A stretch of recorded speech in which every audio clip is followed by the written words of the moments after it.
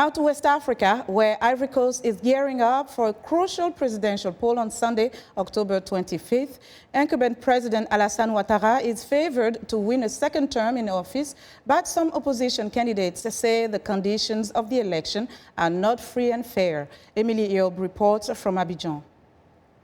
The electoral campaign is in full swing in Abidjan, Ivory Coast's biggest city. In a few days, more than 6 million voters are expected to go to the polls and vote for the next president. Incumbent President Alassane Ouattara is running for his second 5-year term and is widely seen as the frontrunner in the upcoming elections. He has the support of the PDCI, one of the country's biggest political parties, and boasts of a fast-growing economy under his presidency. Tahirou Ouattara says he supports Ouattara because of what he did for the country over the past 5 years. He built a third bridge in Abidjan. He gave Ivory Coast drinkable water, electricity, and social security.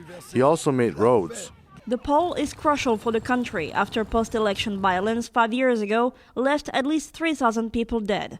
Supporters of Ouattara and then President Laurent Gbagbo fought each other for months when Gbagbo refused to step down after losing the 2010 vote. Gbagbo was eventually toppled, arrested, and is now awaiting trial at the International Criminal Court. Gbagbo's party, the Ivorian Popular Front, or FPI, is more divided than ever. Former Minister Pascal Affi N'Guessan is the party's official candidate, but the ghost of Gbagbo is on everybody's lips. What made me support him is that he said he wants to get Gbagbo, Simone Gbagbo, and Blé Goudet out of jail. But from his cell in the ICC, Laurent Gbagbo said he was not endorsing any candidate of the upcoming elections. Other candidates include former Prime Minister Charles Konan Banny. For weeks, his coalition, the CNC, has been repeating that conditions for free and fair elections have not been met, and that the Electoral Commission is biased in favor of Ouattara. On Tuesday, he tackled the voters' list, giving some examples of alleged irregularities. This list contains double listings. I maintain my claim. I confirm it. 2 other candidates have pulled out of the elections, also accusing the Electoral Commission of bias. The Commission has said its priority is calm elections. Emilie Iob for VOA News in Abidjan. Now joining us by phone from Abidjan is VOA's Tatiana Mossot. Good evening, Tatiana. Good evening. So there have been reports of a lack of enthusiasm among voters. What can you tell us?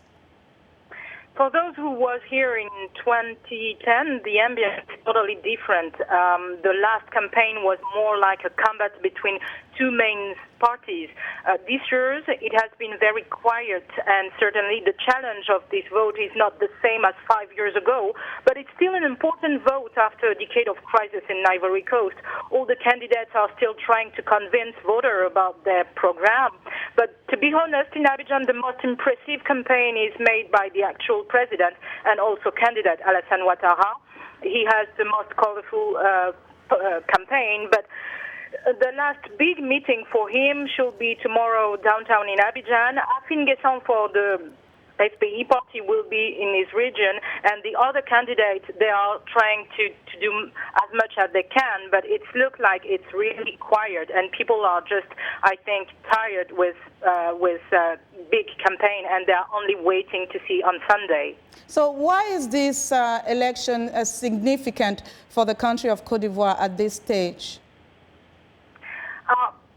The main reason here is that people are just really tired with crisis, and they were already saying that 5 years ago. But the question could be also, do the Ivorians are afraid of the election, and it could explain why there is not so much enthusiasm.